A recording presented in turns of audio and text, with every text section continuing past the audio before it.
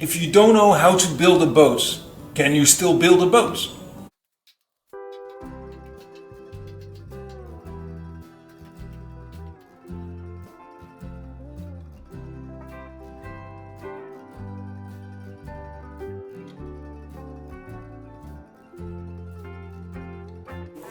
To find a dead, straight, 10 centimeter wide, 5 meter long mast turned out to be not so easy. This is the fourth one that I take from the woods, and I think that this is going to be the definitive choice.